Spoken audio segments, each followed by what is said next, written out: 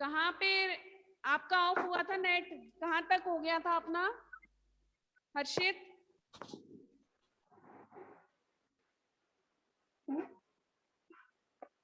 अमान कहाँ तक हो गया था? प्रश्न उत्तर कंप्लीट हो गए थे क्या?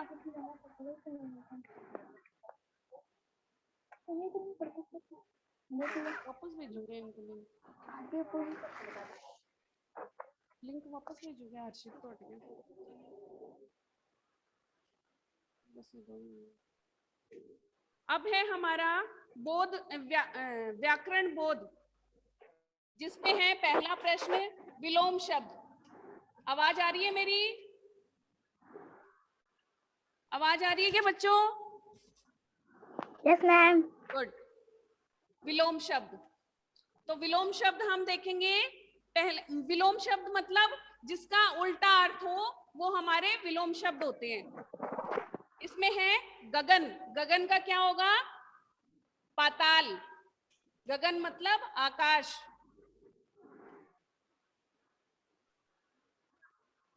धूप, छाया। जन्म, मरण, मरण। धनी, मैम निर्धन। यस बेटा। नोटबुक में लिखना है क्या? नोटबुक में लिखना नहीं है, बस खाली समझ लो आप, फिर मैं फोटो सेंड कर दूंगी, उसमें से देख के कर लेना। ओके? हाँ।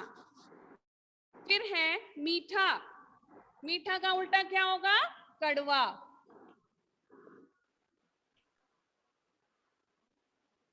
फिर है जीना, मरना, हंसना, रोना। इन सभी के उल्टे अर्थ हो जाएंगे विलोम शब्द में। चांद, सूरज।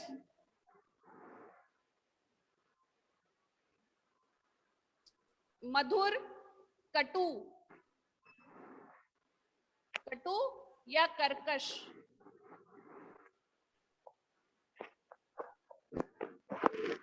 फिर है सुगंध, बदबू।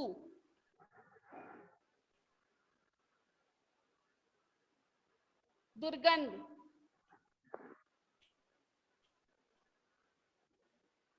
तो इस तरह से सारे विलोम शब्द कंप्लीट हो गए हैं। अब है हमारा नेक्स्ट पर्यायवाची शब्द। पर्यायवाची शब्द लिखने हैं हमें। समझ में आ रहा है? समझ में आ रहा है बच्चों? पर्यायवाची शब्द किसे कहते हैं? आप फर्स्ट क्लास से पढ़ते आ रहे हो। जिस शब्द के एक ही अर्थ वाले अनेक शब्द हो, वो क्या कहलाते हैं? जिसका अर्थ एक ही निकलता हो, वो क्या कहलाते हैं? पर्यायवाची शब्द। तो इनके पर्यायवाची शब्द लिखने हैं। चांद का क्या होगा? कशी। सुमन, फूल। उपवन, बगीचा। सूरज, रवि। सूरज को रवि भी कहते हैं। गगन, आकाश। भ्रमर, भौरा, भौरा। ये क्या हो गए? पर्यायवाची शब्द हो गए हमारे। अब है प्रश्न गए शब्दों का अपने वाक्यों में प्रयोग करो।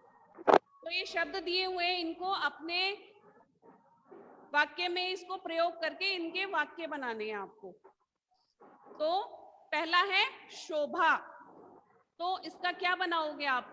इस पाठ में शोभा किसके बारे में बताई गई है? तो इस पाठ से ही हम वाक्य बनाते हैं। बगीचे की शोभा फूलों से होती है ना फूलों से, तो बगीचे की शोभा फूलों से होती है। ये हमारा वाक्य बन गया है। फिर है नेक्स्ट श्रृंगार। हरियाली से धरती का श्रृंगार होता है। क्या होता है? हरियाली से धरती का श्रृंगार यानी सजावट होती है। अगर हरियाली सारी जगह हरा भरा रहता है तो धरती सुंदर लगती है ना। फिर है किरणें। सूरज की किरणें हमें रोशनी देती है या सूरज की किरणों से हमें रोशनी मिलती है। फिर है सुमन। सुमन बाजार जाती है, किसी का नाम भी हो सकता है या फिर आप बना सकते हो हमारे उपवन में बहुत से सुमन खिले हैं, बहुत से फूल खिले हैं। सुमन का अर्थ हो गया फूल। फिर है लास्ट पलना। मोहन पलने पर झूल रहा है। ठीक है बच्चों, इस फर्स्ट चैप्टर का हमारा अभ्यास कार्य कंप्लीट हो गया है। अगर आपको कोई चीज नहीं समझ में आ रही है या छूट गई है तो मेरे से पूछ सकते हो। आया समझ में? आरवी समझ में आ रहा है? तो हमारा फर्स्ट चैप्टर कंप्लीट हो गया है और कल के लिए आप सेकंड चैप्टर रीड करके रखोगे। कल मैं सेकंड चैप्टर पढ़ाऊंगी। ओके मैम भूरा मतलब क्या होता है? भंवरा, जो फूल पे बैठता है ना, काला काला, फूलों का रस चूसता है, वो क्या होता है? भंवरा। वो फूलों का रस चूसता है और आवाज करता है, गुन गुन गुन गुन गुन आवाज आती है ना। आप लोगों ने देखा होगा, स्कूल में भी घर पे भी कई बार आता है भंवरा, काले रंग का, वही भंवरा होता है। और कुछ बेटा? No ma'am. क्लास ओवर कर दूं? Yes ma'am. ओके बेटा।